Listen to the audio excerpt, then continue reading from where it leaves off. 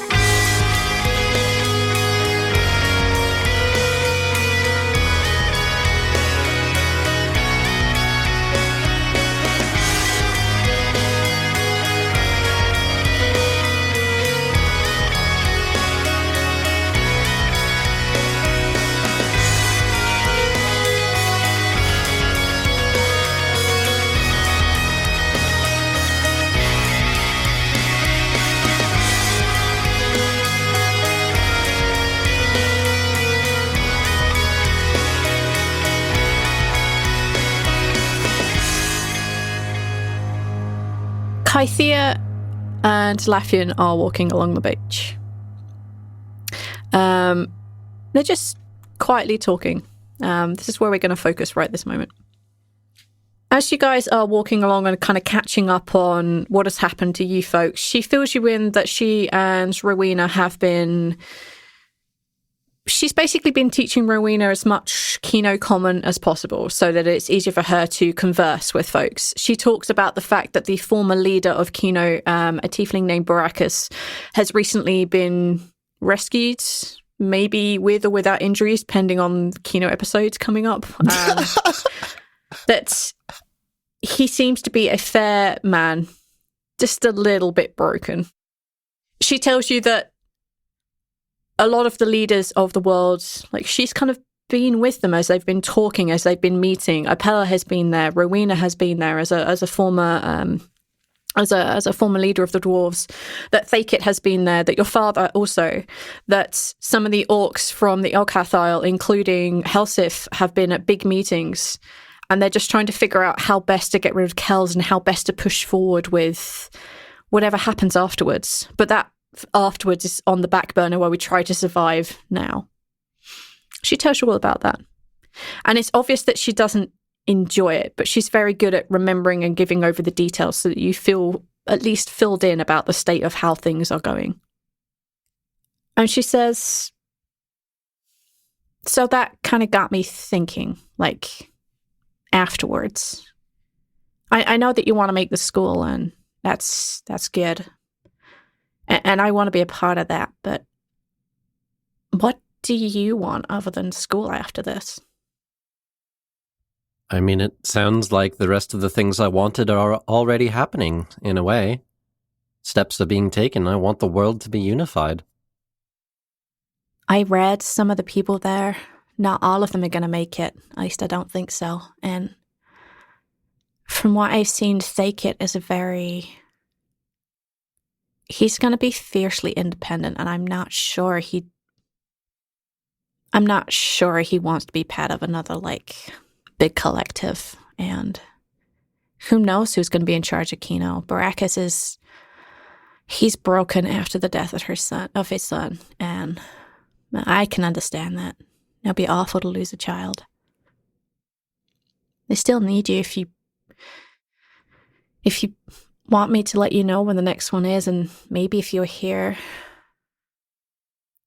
If I can help in some way, and I'm not otherwise engaged in getting my ass somehow kicked by some creature from God knows where, or deity from a non-existence, sure. It seems like every other day, though, things are popping out of the woodwork trying to kill us. The fact we've made it this far, something must be happening correctly. You're all survivors. Like, I don't even... I worry, don't get me wrong, I do. But I've also seen good things for all of you. I guess it's kind of more of a, what do you want for me and you? I mean, there's a school and you want to do politics, but I mean, I don't live as long as you. And I'm just wondering if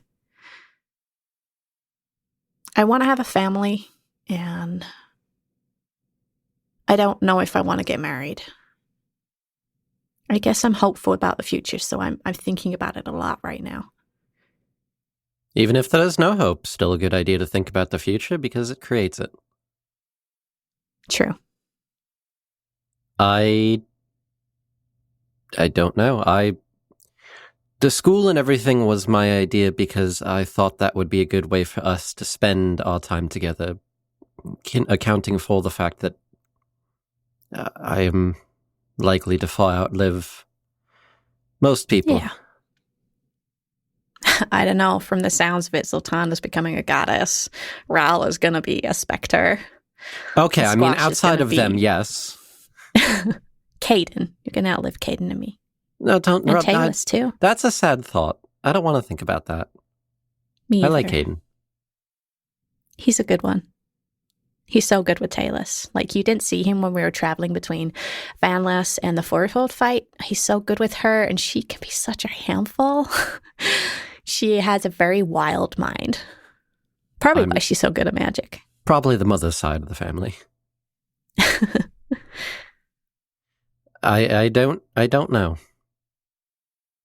Family has not been something I've given much thought to outside of the family that I, up until recently, had no connection with. But, I mean, you have your family as well, and whoever may...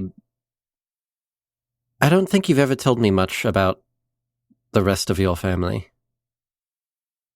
I know you have a brother, I believe, as well, right? Yeah. I have an older brother. His name is Ennis. I had a younger sister, but you knew that already. I don't really remember my mom, my dad. He was good, firm hand. And he helped me learn how to be an alchemist. That was his passion. That was his thing. Ennis got the business sense from him, but not the green hands, I guess. And there was my grandma.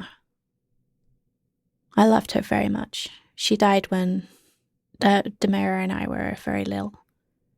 But she had the gift. She could see things same as I can. She was very kind. I guess all of my family I'd want you to meet they're gone. But who knows? This world is very wacky right now. True. And if there are armies of Cicero and Bellum, I know for sure that my little sister will be there as a Valkyrie. I know it. I already seen it. I know she will be there. And I'd love you to meet her. I don't know about my grandma, but whatever she is, I hope she's not a demon, because she would absolutely destroy. She's very fierce too. Maybe once Rhal gets the job and learns how things work, we can ask him. That's true. Call in some favors. Yeah. I mean, we've all managed to keep him alive this long. Maybe he'll help us later. Oh. I don't know. That's okay. We actually have a future to think about it now. Well, I'm talking like we've already won, but I believe we will. We made Dachin run away. I count that as a win. True. I mean, he must have run for a reason. Like, and taking Common with him. Yeah, that part must have been a reason for that. Bothers me, but... Yeah, I guess we'll find out. I know that there are some of the mages that are mixed up with all the leaders around Wawina. They're looking into seeing if they could find him, but he's not scribable. But now we know what Common looks like. We know who she is. We may have better luck with her. He's probably thought of that, though. So, is there anything I can do to help you? I don't know. I have things that maybe might help you. Really? Actually, now that you're here, now that you reminded me, because I've been holding on to these things for gods know how long. Let me see. Hold on a second. Inventory management here. He stops and puts his bag of holding down on the sand, flips it open, and starts reaching in. And is like, all right, let's see. We've got. You're probably going to want to. You know what? I'll lay it on the sand. Let's see. We've got. Where is it? Where is it? Here it is. So we've got these, and he pulls out a piece of cloth that's wrapped around a bunch of the dragon tree leaves. Right, yes. Because he took those, which is why when you mentioned that before, I was making faces. Let's see, we've got that. He reaches in and pulls out a vial of what looks like a very thick liquid. This is a vial of Demogorgon blood. He reaches back in, pulls out a cloth that's wrapped around two of the eyes, two Demogorgon eyes. Oh my god. Okay, this is gross. Okay, thank you. I've got the shards that were on that altar there. He pulls out the shards of Savras. Most of them are kind of depleted, but there's the one here that's still good. You can see her eyes going wide as you drop these very expensive, very specific ingredients in front of her. She's just like, okay. Does this here, he pulls out a vial that's got little droplets left of Zaltanna's blood. This is Zaltanna's blood. There's little droplets left. I feel really uncomfortable taking that. I mean, the Demogorgon eyes, I'm not thrilled with. Thank you so much for those. But I think maybe the blood we should give back to Zaltanna, or maybe give to Adat. I don't want that. That seems really creepy. Sure, yeah, no, that's fine. I just blood drops of my friend. That's kind of gross. That's valid. That's very true. Sometimes I think a little bit more logically, and the softer side kind of just. That's what I'm here for. Mind you. Right. Okay. Put the vial of Zaltanna blood back in there. That's fine. I think that's pretty much all I've got. I've been collecting things that I thought you might be interested in. I appreciate it. Okay, I'm gonna find a way of storing these, and well, I really appreciate it. I appreciate the leaves; they're really cute, and I think maybe I know which potion they'd work really well in. I just need to store it. Yeah, just be careful with all of that stuff. I have a feeling the leaves, in particular, Miracle would not be very happy with me if they knew that I took them. Yeah, probably not happy with anything stolen from it. I mean, the leaves are pretty magical. They're not as potent as the bark. I didn't get any of that. Or the sap, or the whole branch. I wouldn't know what to do with them even if I did, love. It's the branch you'd make a staff out of, I'm sure. Or a wand. Or a wand. Or a wand. Or you could make a fishing rod. You could. Not where I was going, but yes, probably a waste of a very powerful tree to kind of put it in as a fishing rod, but you could do it. Could catch very powerful magic fish. I have fish on the brain from the food. Don't mind me. It's really good. You've learned a lot. I really am proud of you.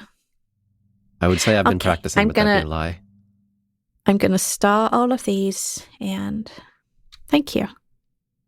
I don't really have anything for you other than I'm grabbing the information I can and giving it to you, and I think you appreciate that probably more than some trinket. I do like that. I hope. Right. Thanks. You see that she kind of scoops everything up, very carefully wrapping the leaves back up because they are super powerful. Being a little bit gross towards the eyes and wrapping everything up, and she puts them in in a small side satchel that she has. I don't know what any of that could be used for, but you work your wonders, and I'll just keep killing weird mystical beings. Just bad ones. Keep bringing me back flowers and plants and, strange as it sounds, blood. And I will keep giving you more knowledge. Okay. All right. I think it's a good point to leave those two and let them do what they need to do. Are we about to? Never mind. Nope. We're about to die. Okay. Nope. No, God fucking no. Nobody dies on God Island. There's no poison here. God damn it, Rhal. Rhal. During the evening, Ama is approached by 3 different people. She's first approached by Demi, and they have a very quick conversation, and you basically glean that something was not found, but they would soldier on anyway. It's okay, they'll make it work. It's not a problem.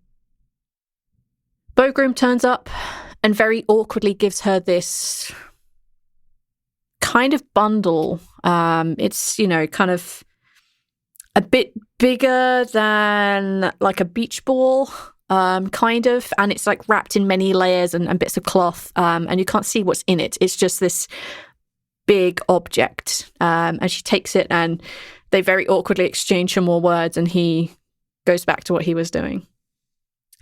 Who else that needs to speak with Ama? Everybody needs to speak with Ama.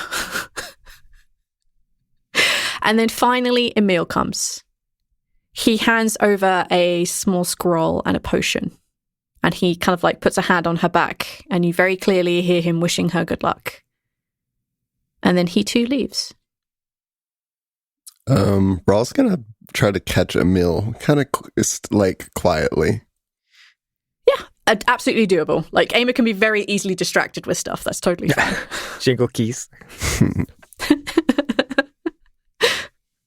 Oh, I don't like the ocean. No, don't make me look. I hate it. It's like a bath.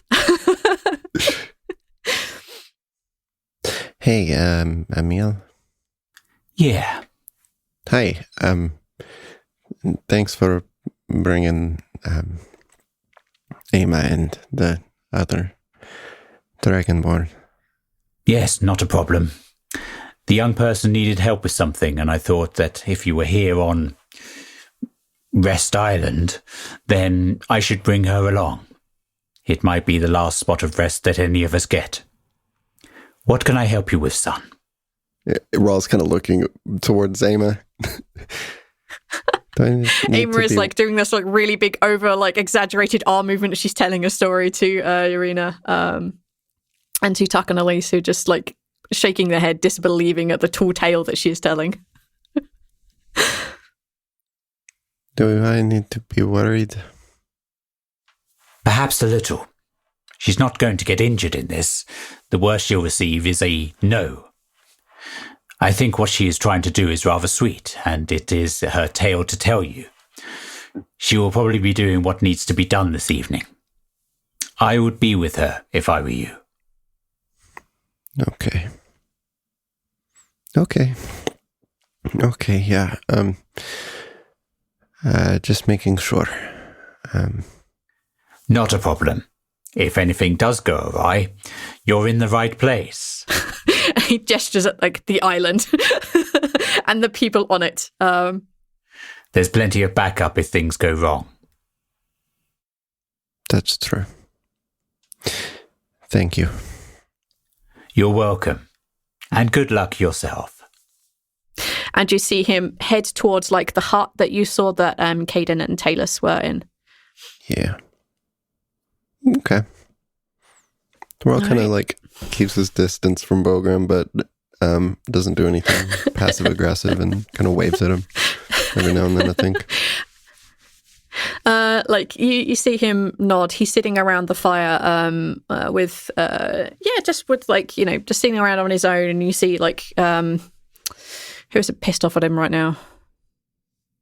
Demi's not pissed off at him. She has no need to be, so she just goes and sits down kind of nearish. She's maintaining a distance, but they don't exactly seem to be talking much, just idle chit-chat. You make your way back to Ama. And so it was this big, I swear. It was like absolutely... Hey, Rhal. Hey. Okay, well, It's got awkward really quick. I'm going to go do something. Bogren gave me a thing, and now I can go do what I need to do. So you can come if you want, but please don't interrupt what I'm about to do.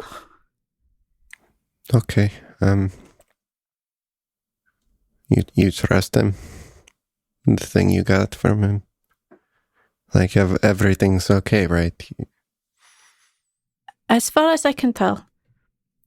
Like, she's actually walking away from, like, the rest of the huts where everybody else is. Yeah. She's kind of, like, going off to, like, further along the beach. And she says, as far as Emil can tell me, this is what I needed. And I already got the other thing that I needed, and Emil gave me a spell and a potion so that I can cast what I need to cast. Bro. God damn it. I'm going to have to make a save, V. He is nervous. Go ahead. Of course he is. Like, go right ahead. I'm sorry. I have a big knot in my chest because I have so many horrible things that are happening right now, and I hate it. My chest hurts from volleyball, and now it just hurts. Damn it. Tense. It's an 8, so I failed my acid check. Okay. You do some extra damage to yourself. She reaches over and like takes one of the cloth strips off of the thing that she has bundled in her arms, and she kind of like wipes it away. It's like, no, please, Rhal, just breathe and listen to me, and I will explain it as calmly as I can. But I don't want you to stop me from doing this. Okay? You can do what you need to do. That's fine. I will help if there's anything I can help with. Just don't leave me. I haven't cast magic before, and this is going to be... I'm a little bit nervous. Just a little bit nervous. Do you want help? I mean, I don't know much magic, but people here do. I don't think I need help maybe with the talking part. Okay, I think we are far enough from everybody that they can't hear or see, but if we need help, we can get help very quickly. I don't think it will, though. I think it's going to be fine. I don't think there's going to be any problem. Okay. I'm so, trying to be calm. She's trying to keep you calm, but also obviously very nervous and a little bit scared. She basically unbundles the two things that she has in her arms. One thing that she brought with her, and the thing that that's Bogren brought with him. She undoes the piece that is the Bogren brought, and it's a large black triangle. And you look at it, and it's almost like there's nothing there. It's just a complete void. She places it down on the sand. She reaches into her bag, and as she begins to unwrap the binding, she looks at you suddenly and goes, "Well, don't freak out." Okay, I'm trying. Just don't ask where I got it. Is it scarier than a skull on top of the void triangle? Okay. Take a religion check. Oh, I'm pretty sure I've done this correct. It's not going to be good. Oh. What did you get? It's a natural 20. Perfect. You also have 0 to religion. So I know. Something within you, when you see the triangle, slowly begins to like tick in the back of your brain. And then when you see a white skull, a white human skull being placed on top, it suddenly all snaps into place. These are Miracle's relics, both of them. She walks just outside the edge, and you can see her slowly drip this potion in a circle around the two items, and she's standing inside the circle when she closes it. She opens up the scroll, takes a deep breath, and she chants the few words that are written on there in a language you don't understand. She chants words on the scroll, and they sound kind of melodic to you as she calls out for Miracle to come seek her. And the scroll basically turns into ash in her hands. There is a very cold intake of air all around you. You see things begin to whirl, and you see the sand itself beginning to whirl around you. Like inside the circle, there's nothing, but where you're standing on the outside, it is whirring around very, very quickly. And then all of a sudden, the sand just drops And you look around and you can see that the birds that were flying, the waves that were crashing, everything that should be moving is suddenly still. And standing before you is a dragonborn woman. She has silver scales. And she smiles as she looks at the pair of you. And she says, pleasure to meet you both. Mikkel is a little busy right now. I'm Clemdal. Have I met Clemdal before? I don't remember. Okay. Yeah, you met Kesa before. I don't think you met Clemdal, but you've heard of Clemdal at least. That's fair. I am Goddess of Fate Weaving, or as I'm known these days, Goddess of Paperwork. I create deals on behalf of the Sentinels and currently on behalf of the gods while things are a little bit in chaos and they're rather busy. I unfroze you because I believe you're somewhat linked to Mikkel, correct? And she looks over at Rhal. Yes. Hi. Good. If you wouldn't mind just stepping in the circle, I don't have to extend my magic quite so much. It's just step over the line. Maybe I'll do it too. And she steps over the line. So there's now Rhal, Ama, and Clemdal just standing on one side of this triangle each. And Ama says, I wanted to speak to Mikkel. Well, I'm afraid he's not actually... I have authorization to create any deals, any pleas, any bargains you have with the deity of death themselves. Now, what can I do for you? She looks nervously over at Rhal and looks back at Clemdal. I want to become a spectre when I die, so that I can be with Rhal. I don't want to wait a couple of 100 years. I just want to be next to him. And she looks over at you, Rhal. Please don't be mad. Rhal just squeezes her hand, and he's still very scared, but he kind of gives her a smile. So you're not mad at me? No, but I mean, I'll tell you later. It's fine. Okay. So I would like to become a spectre when I die. And I want to be a spectre for as long as Rhal has to be a spectre. And if he gets promoted, I get promoted too. Or I can stay as a low-level spectre. I don't really care. No. Be quiet, Rhal. She has no idea the shenanigans you're about to do. Well, it's not completely unusual, and you have already passed through the gates of death. You're already aware of, you're very well aware of what is happening in Bellum and what death actually means and what it does. You are a smart, resourceful person. I mean, after all, we have these items, and she gestures down at the things. I will make it so. Be a spectre for as long as Rhal is. Join him in the afterlife. And I'm sure that we could give you a couple of boons or two. You would, of course, be doing Mikkel a favour. A spectre for free is not easy. Not a lot of people wish to do this. It's a very difficult job, you understand. I know it is difficult. But being away is more difficult. I don't want to go to Bellum again. And I don't want to be stuck in Cicero all on my own doing absolutely nothing. That sounds kind of worse. Okay. Then just put out your hand. And Ama puts her hand out. A very small scroll appears. And you see Ama just write at the bottom of this scroll her name. It turns into ash and fire, a kind of dark purplish colour. And Clemdal disappears. The void, triangle, the skull itself, the dark circle around you all disappear, and the world resumes its normal time flow. And then the pair of you notice at Ama's feet there is a very small, tiny-looking silver dragon. Much like Tio, but silver in colour. Oh my gosh. Surprise! Rhal is shaking and gives Ama a hug, and he's crying a little, and I'm going to make him make a save, but he's okay. It's overwhelming emotion. I'll allow it.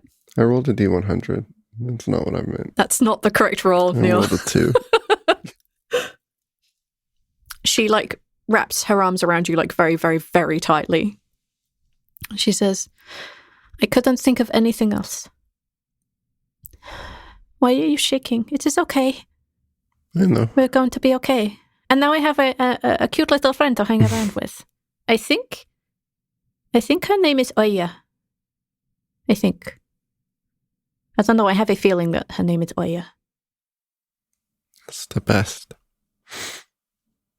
Are you okay? Yeah. Yeah, no, I mean, it makes sense. Yeah, you like to help people. It's, I think you'll be fine. I think you'll be happy.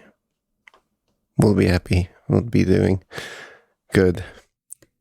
I think it'll be fine. I mean, I like to make sure that people are okay.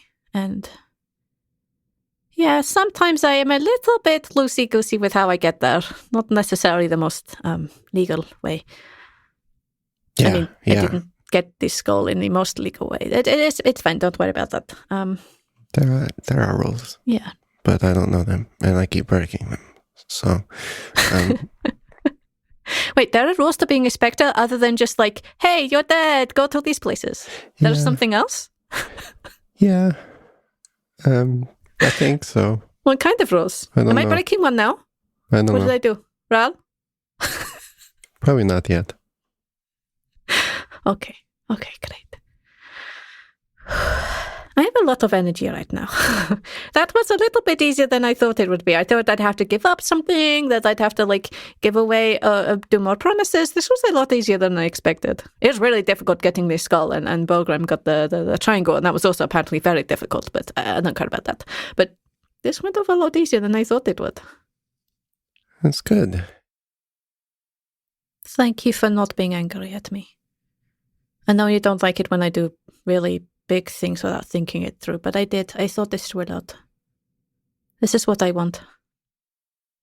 I know.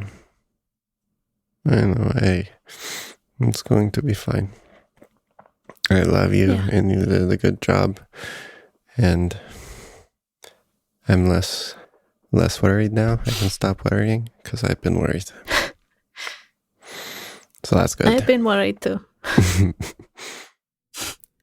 I worry about you a lot. Funnily enough. I can feel your heart beating right here, but I still worry about you all the time. Klimdal's nice. I've heard they're nice too. Yeah. I expected that to be something different. I was very surprised to see that she was a dragonborn. I think maybe she changes what she looks like. I do not. Can we do that as specters? Can we change what we look like? I mean, you will look different. Not going to lie. Okay. I don't know if you can change it though. Well, is it scary? Do I look horrible? Have my horns gone? And she puts her hands up to her horns. No, you just have you seen the specters? You've seen them, have you? Yeah. Oh, we look like that? Okay, that is... Yeah, like that. That is a little bit scary. That's fine. Maybe. Okay. It's not bad. They're okay. Okay, good. At this point, the pair of you are kind of back to like the fire, the one that like between like Laffin and Squash burning a bunch of shit. Like there is just like a small fire just right in the middle of the group. Like Demi and Bogram are gone now, and Amy just basically sits down, and the pair of you just kind of just sit there for the rest of the evening until we interrupt with the plot or the morning comes, one of the two. Yeah, I think at some point, like Rhal doesn't say anything, but he kind of like just goes over and like hands Bogram a beer and walks back. That's kind of the closest he's gonna get to like hey, thanks. Like, as you're walking away, Bogram says, "Did she make it work?" Yeah. He just grimly nods. He's very unhappy, but he drinks his beer. All right. What the fight down later on. Okay. Zaltanna, you and Adette are sitting with Tuck and Elise. You're also by the fire. I think it's nice that everyone is kind of roughly in the same area. I'm sitting with Tuck and Elise, and Elise turns to you, Zaltanna, and she says, look, please don't think I'm... I don't know what you might think of me, actually. I think you're Elise. Zaltanna, it's been... I'm still that. I'm still me. I don't know if I can do this kind of fight again.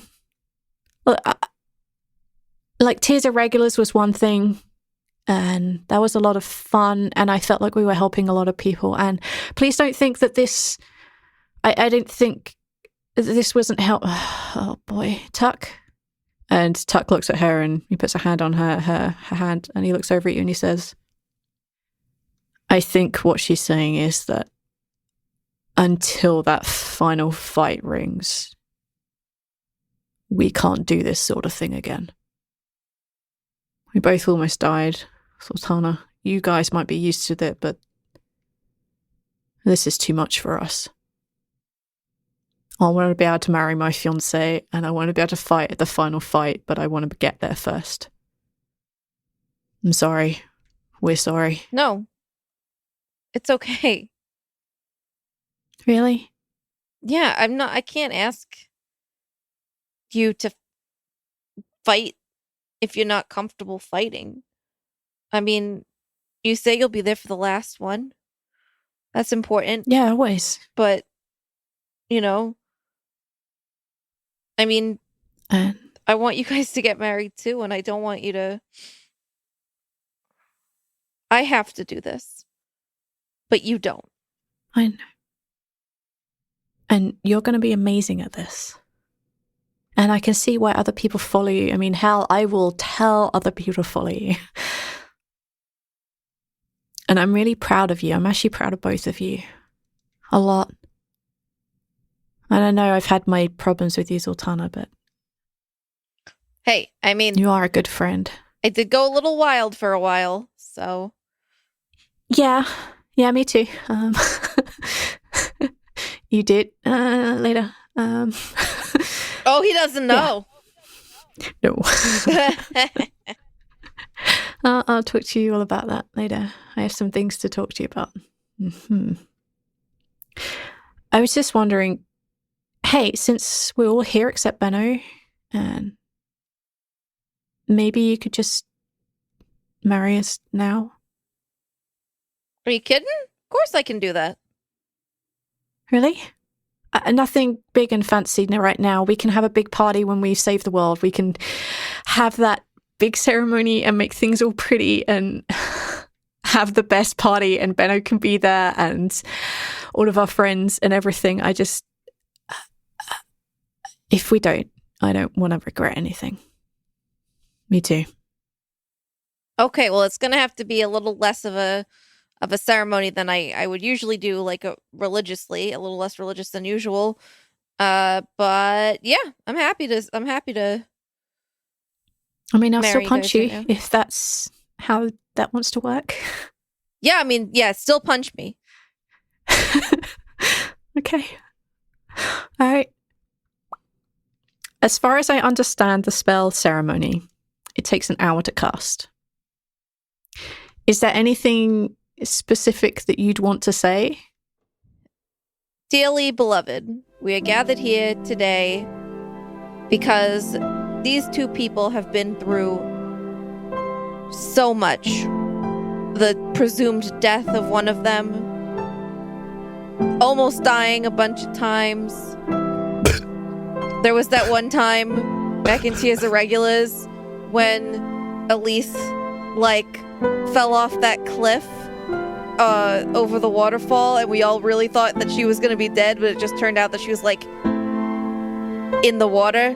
So that was really scary. Anyway, the point is, everyone here has almost died a bunch of times. And that's what makes us realize that life is so precious and everything that comes with it. and especially love. Love is the most precious thing in life.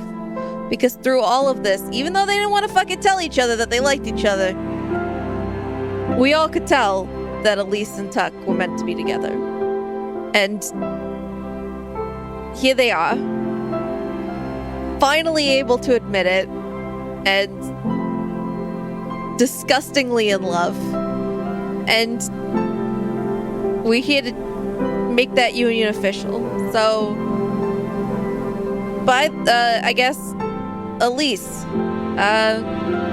you want to marry this guy? Yes. Tuck, you want to marry her? Of course. All right, well, I mean, yes. by the power vested in me by me, because I'm a god, I now pronounce you married. Punch me and then kiss each other.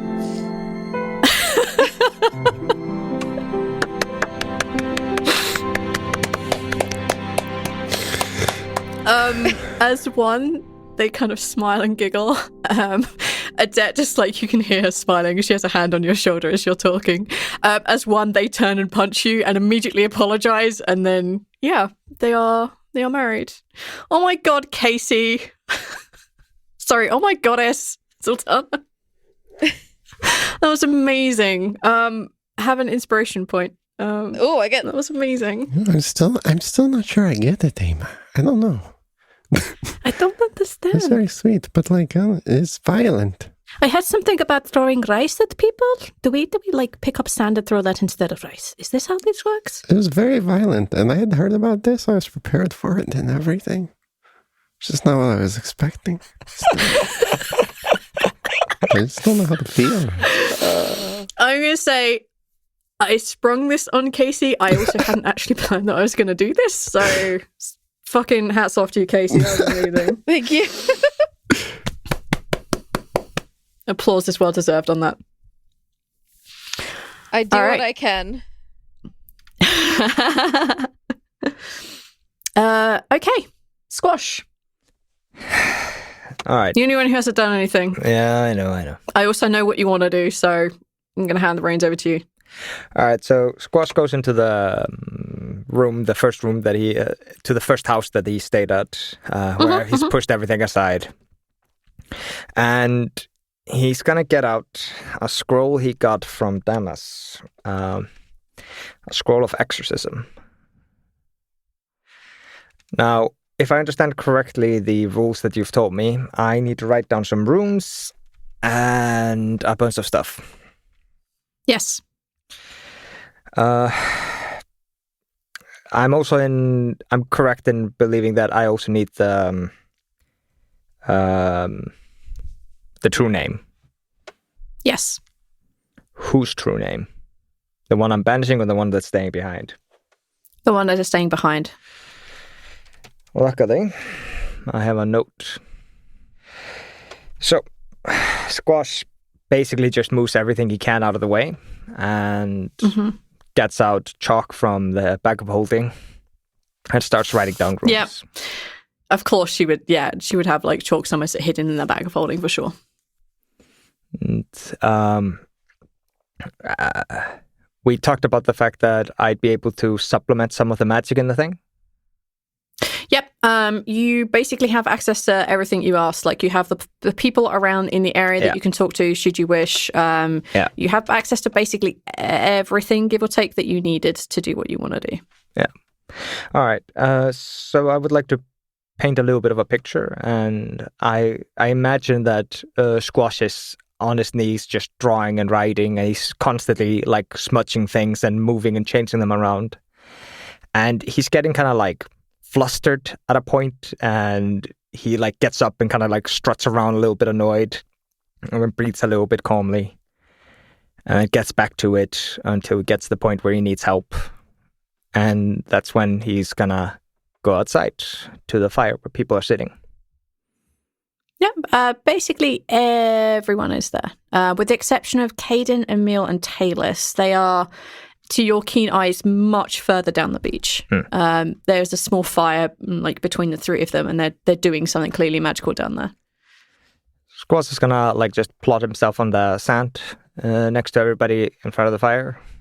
And and he just speaks up. So I had a thought earlier. I was thinking, like, there's a lot of things that I want to do. There's a lot of things I want to get done. And I was thinking to myself, like, if things don't work out, if things don't go the way I want them to, how dejected I'd be and how much it sucks. And my brain was doing all these dumb things and it was going through all these dumb thoughts. And just for a fraction of a second, I thought to myself how nice it would be if I didn't have to worry about any of that. How nice it would be if I didn't have to care or worry. And it's that tiny little fraction of a second. I can see it. I can see the point.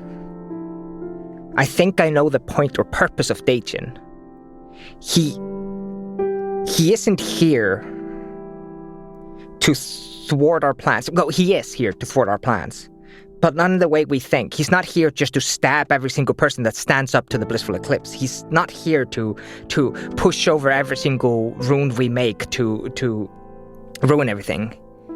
He's here to break us, to break our spirit. He's here because he needs every single mortal to not care anymore, to not want to keep going. If he boils away the seas and burns down all the trees, if the air is toxic and the sky rains acid and fire every night, what mortal would want to stand up with the gods to save this world? Not a single one. And he knows that, and he knows that the gods by themselves cannot defeat the blissful eclipse. They need us. And that's what he's doing.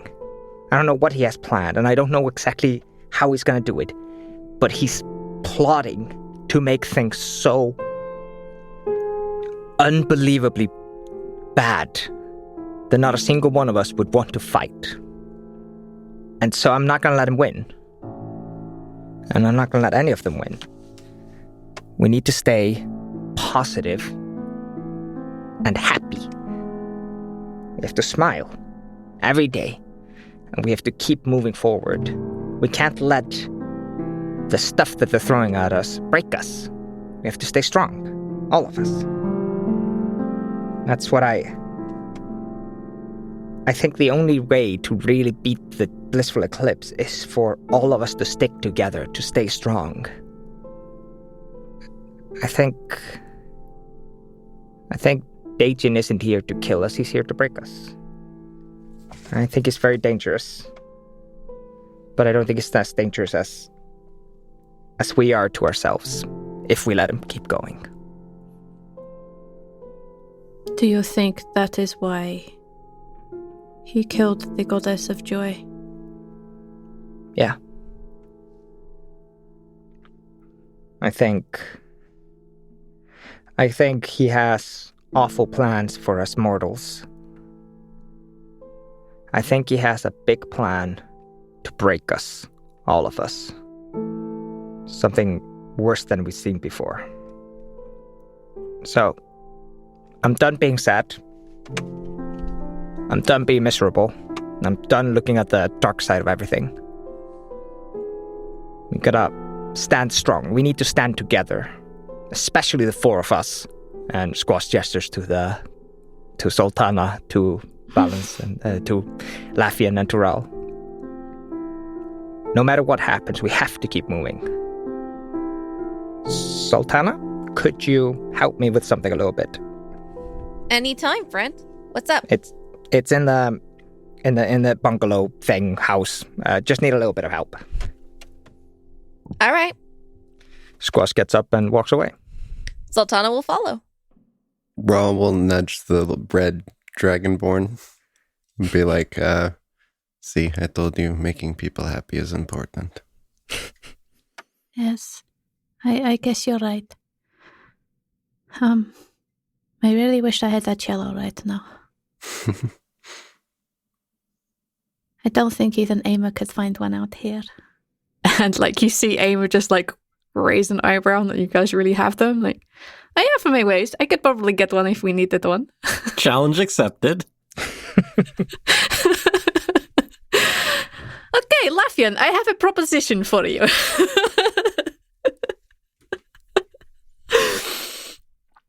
All right. I feel like getting tracked away from the awful thing. All right. Squash. Squash brings Zaltanna to the room, and on the floor there's a very long, intricate rune. It spans most of the room, and most of the things that have been pushed out of the way have been done so to make space. Okay, so to do this, I need high-level god magic, and I don't have access to that.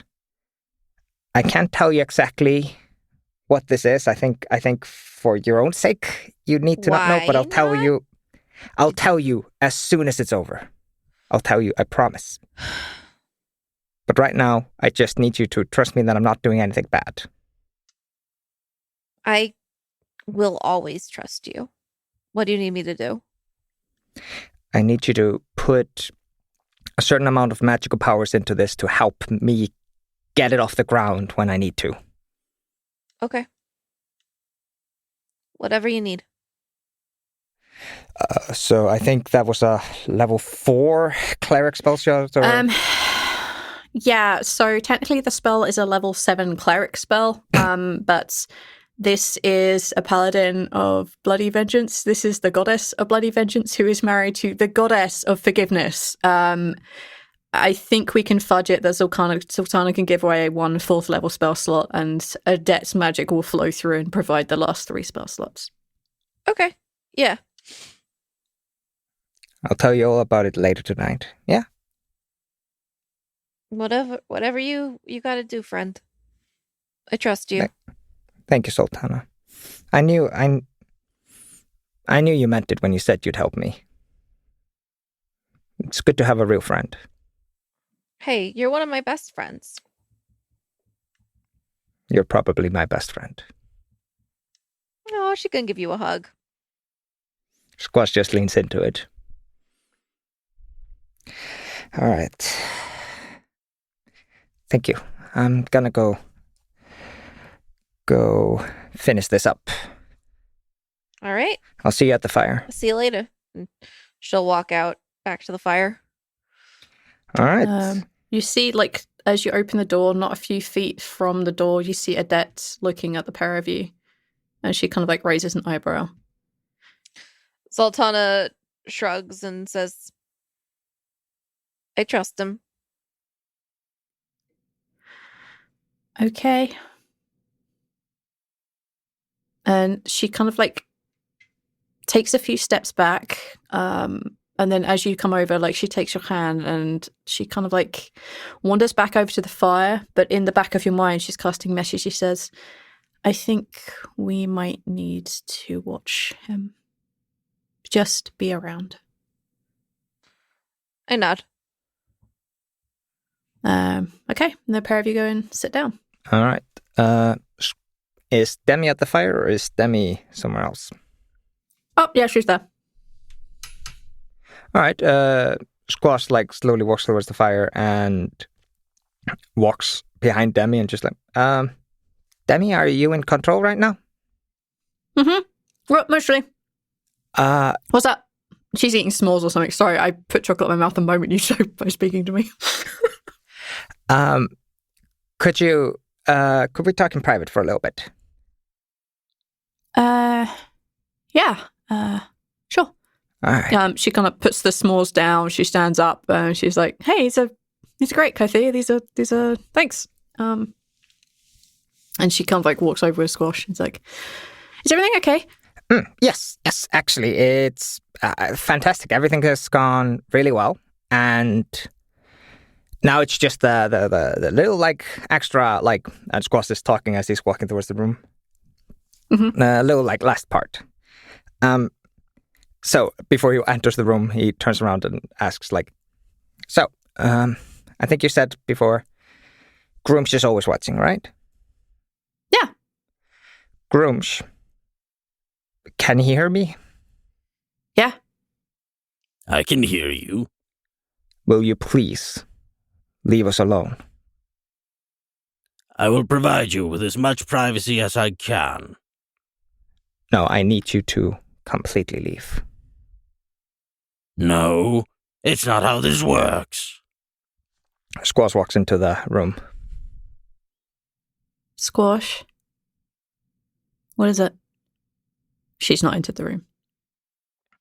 I had to give him a choice, you know? Because everybody deserves a choice. Yeah, I don't disagree, but she takes like a couple of steps up. Squash. What's going on? So, I've spent all night preparing this. And it is the only way for me to see that we can genuinely move forward with no ifs, buts, or about it. Just like understanding it, you know? Squash. I don't have a future to do things like that. I can't move forward with stuff, Squash. I'm just me right now, and that's all I'm going to have, and that's all I can give. So there's that. Okay. Look, I don't want to have to boil it down, but you're clearly very incensed about something, so. I need you to come inside so I can explain it. She steps into the room. Fuck me. Squash. Oh, God. Squash picks up a scroll and he's going to cast Exorcism on Grumsh. Okay. Exorcism is a 7th level spell which you do not have access to. Yes. You also technically don't have access to cleric spells. Yes. But we are foregoing that because you had the goddess and the goddesses, the Thunder Hearts cast the rune part of the spell for you.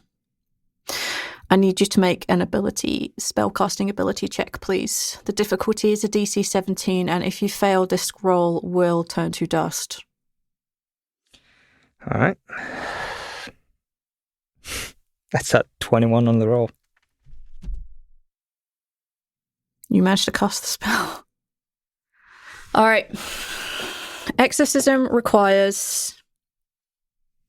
Basically, there are 4 chances for Grumsh to fail this. Because it's kind of based on banishment and kind of based on exorcism, because I fucking love that movie. And all the shit that goes around it. All right. What is the spell DC? You would have to tell me that. I'm casting from a scroll. It's written on the scroll, which I believe at level 7 is 18. Yeah, let me see. Exorcism. Yep, DC 18 charisma saving throw. Charisma? Oh boy. You fucked. All right. Let me bring up the spell sheet. As you cast this spell, as you speak the words that are required, the room goes very still. The rune that you had cast upon the floor begins to glow this kind of ethereal pinkish colour. All the lights around you immediately extinguish. Any flames you had are gone. For those of you standing out the fire begins to flicker and sort of begin to go out, but it's not gone. All right. Grumsh passes the first. All right. Squash just holds on to the spell. He takes a few steps forward, but he can't leave the rune that is drawn upon the floor. Passes the second with exactly the same. And he looks at you. Grumsh, just leave. That's not how this works, rat. I asked you. Now I'm making you. She'll choose my path. And whatever you and your path has to offer, she'll always choose mine. The witch always chooses me. You see the darkness go in her eye, and she drops to the floor. Demi, are you okay? What? Please, please don't be mad. What the hell have you done? Please don't be mad. No, please be mad. Be as mad as you want to, but please listen to me. I've removed Grumsh. Yeah, I kind of noticed that. For a single hour. He will be back in an hour. Squash, you have no idea what you've done, do you? I've created the only chance you have to make a choice. A choice of what, Squash? A choice to do all of this, to be an Eye of Grumsh, to be an avatar, to be one of the Sevens. You never had a choice. Yes, I did. No. I've always had a choice. No, you didn't. No, you didn't. You chose to do so much of this to save other people. Because other people asked you to. Well, now Ilmater's dead, and the 7 is down to 6. What does it matter if it's 5? It matters, Squash. I've built up all this power for fucking years. What, you expect me to stand by and not do my best? No. If you want to... This is my best. Tell me what I can do better than this. There are very few people who have the power that I have. Then... There are very few people who have to make up for the shit that I've done, Squash, and you've just broken that. No. It's like I lent a child a doll and you broke it. No. You broke that bond between me and Grumsh. You have no idea what you've done. If you want it back... Squash, I chose to do this. Do you need it any clearer? I did what he asked. I answered the call when he asked for it. He asked me to find a way, and that was my end of the deal. And that night, I got very drunk and said I was done. Do you remember that? Yeah. I was done. Yeah. And the next day, he asked for my help. He didn't force me. He didn't make me. He asked because his grantor was going to take this place, and I couldn't leave another orphan in the world. She has 3 kids, Squash. And after everything I owe, you think I gained all this power just because I like it? Well, I'm not going to lie, I kind of did really like this shit. But Damaz gave up his life for me. I can do nothing less to secure his life. Do you understand that? Yeah. Squash, this isn't... I chose to do this. I know full well what the consequences are going to be. I know. And that's my choice. For all the magic I have gained, it is a waste otherwise. I could have said no, and I still can. He cannot force me to do this. He can force me to do a lot of things, but not this. I am choosing to do this. Otherwise, what the hell have I done with my life, Squash? You've guided so many to a better life. You have helped so many people. Since I've met you, I've seen you do nothing but give others. And if you want to keep giving, that's your choice. I just wanted you to have that choice once. I had that choice, Squash. I always had that choice. I couldn't tell you. You weren't supposed to know.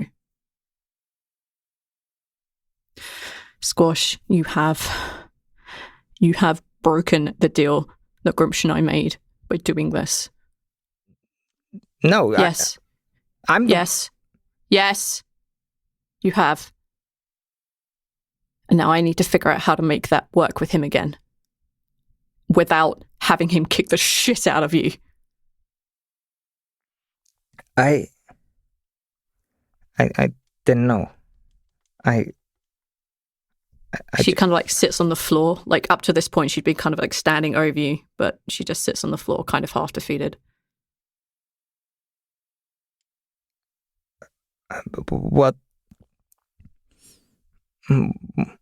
does it mean that I broke your pact? Part of the deal I have for doing this is he will look after Damaz. And that requires access to me in a way that you don't understand. And I don't think I could ever explain it. He'll be back in an hour. I know. And I'll make it right with him.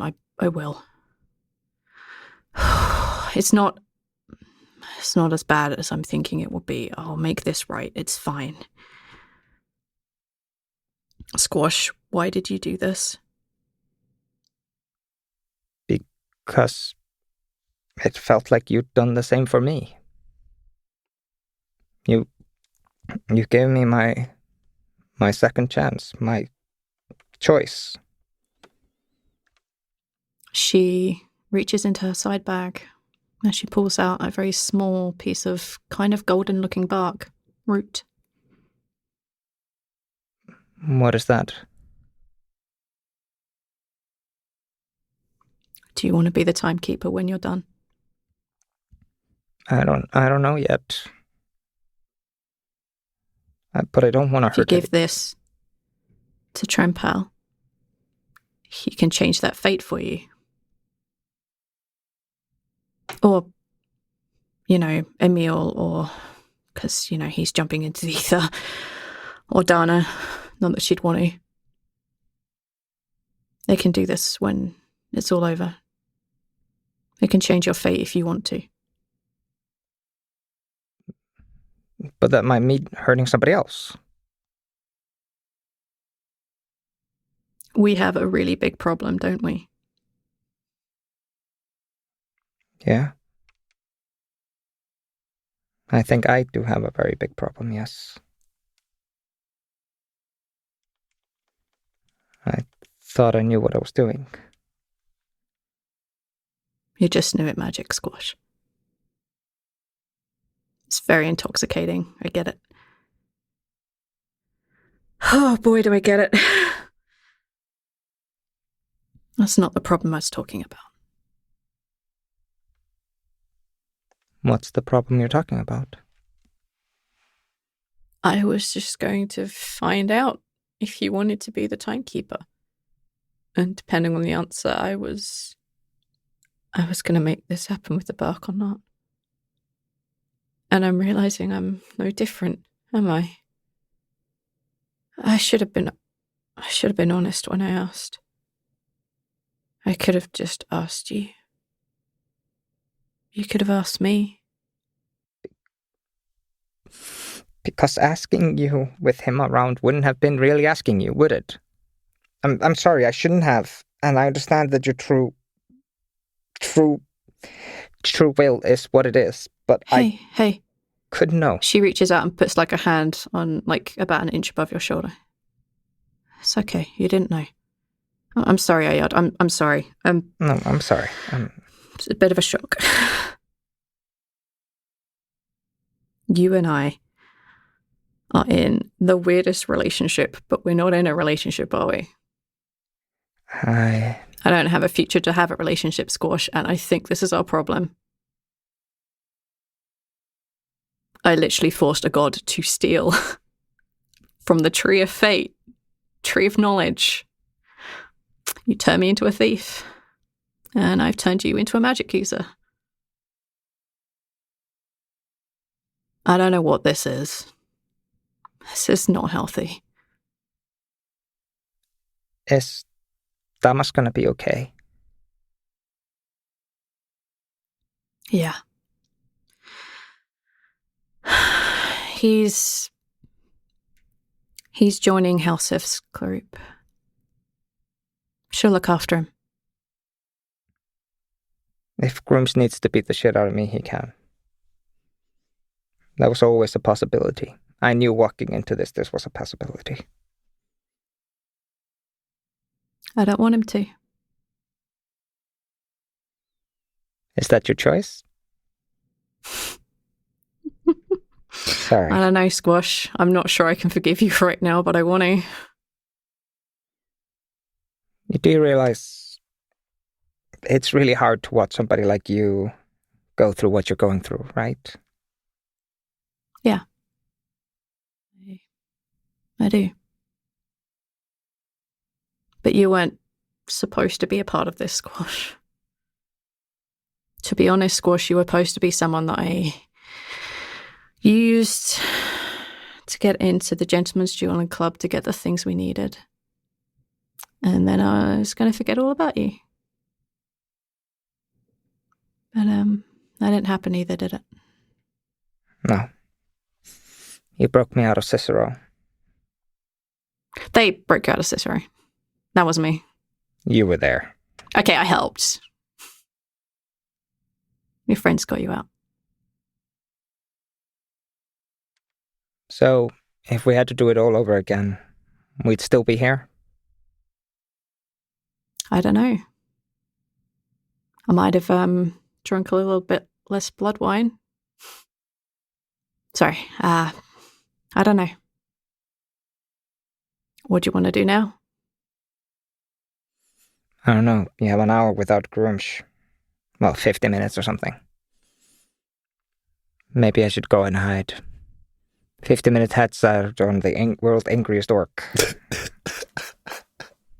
Might be enough. I don't know. You do have that gem in your hair. I'll find you. Oh, you wouldn't squeal on me, would you? Oh, yeah, I absolutely would. You have 100%. You have every right to. Yeah, I'm going to. Right. Yeah, 100%. It's going to find you. Thanks for trying. Caring enough. Thank you for everything you have done and you will do. You're welcome.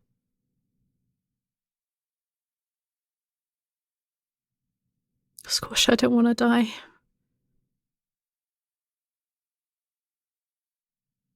I don't. I'm so scared I don't have the strength to do this, but I don't want to die. Well, I'll be there at the end. We all will be. We'll all do what we have to do. We all make that choice, don't we? I'm sorry. These are the choices we make. I'm sorry your choices are so shit.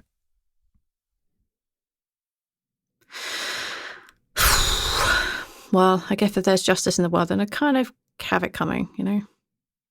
In what universe do you deserve what you're getting and I deserve what I have gotten? Well, I did send people to oblivion. And I sent people to their early graves. Yet I get to become the father of time or timekeeper. And you get to join them. Doesn't seem right, does it? Kind of fair, though. Squash.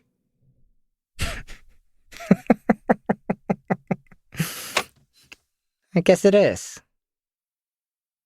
Hey, if there's forgiveness in this world, and there literally is a goddess of forgiveness standing outside, maybe I'll be one of the lucky ones and survive it. Maybe I'll get through this in one piece, and then we can figure out what the future means. But that's not today. That's less than 30 days from now. I've got to get to this talking. I'll send you tomorrow. Or Grimsh will. I don't know. I haven't decided if I want him to kick your butt yet. Well, I have about 40-ish minutes to explain what I've done to Zaltanna. So I guess I'll see you tomorrow if I manage to hide well enough. Don't hide. I won't. Don't go. Squash sits down. Do you remember that time at the Gentleman's Dueling Club? When I had that nightmare and I woke you up and we drank that like weird wine. I don't remember what you called it. Blood wine. Yeah. And we went to the roof and we watched the sunrise. Yeah, I remember that. We spoke a lot on the roof. I remember that one. Yeah. I meant everything I said up there. It was probably for the first time in my life I didn't feel pain or outside forces forcing me to do things. That's a lie. I felt one outside force. Yeah. I really wanted to impress you. She kind of like leaned forward a little bit and she says, "You banished a god. You've killed a demogorgon. You have fucked with Dachin a lot.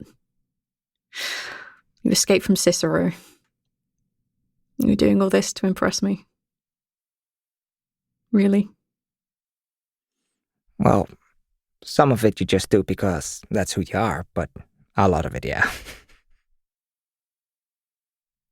I like you. I mean, a lot. I like you a lot too. But we don't have time for that, do we? Nope. Maybe in another life, huh? Yeah. Different world where there isn't a blissful eclipse. No, I'm thinking this world when there isn't a blissful eclipse. I'll find a way to survive. I don't want to die. Not gonna lie, my chances aren't great. But I'll try. If you're here, I'll try. If the fight doesn't go poorly, I'll be there. If there's a single unbroken bone in my body, I will be there. I'm gonna go speak to Damas. And if things don't go right, will you be there for him? Of course. Look, I'll see you guys in the morning, okay? Because if I stay here, then things are gonna get weird. I'm gonna get bloody. See you in the morning. See you tomorrow. And she gets up and she walks out. I can't fucking believe you, sir. I couldn't tell you. Hey everyone, it's V here. That was definitely an episode. There was so much happening in there. There were so many notes in the quality control for Neil, which is just like scene. This was amazing. Like we finally got to reveal what Amos shenanigans were, which I've just been holding on to for a while, and that's really exciting. And huge props has to go out to Casey, because I kind of like, oh, hey, wedding-y thing. And Casey just knocked it out of the park. I was genuinely feeling like a little bit emotional when it came out with that. So they're amazing. Huge props to Casey there. It was fucking awesome. And obviously Squash breaking our goddamn heart there.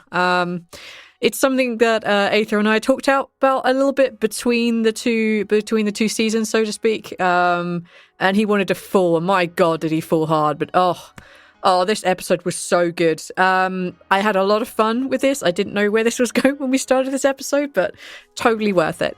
I'd love to hear your thoughts on it, so reach out to us, chat to us on the Discord, or talk to us on Twitter. Whatever your comments, please, I'd love to hear what you think about it.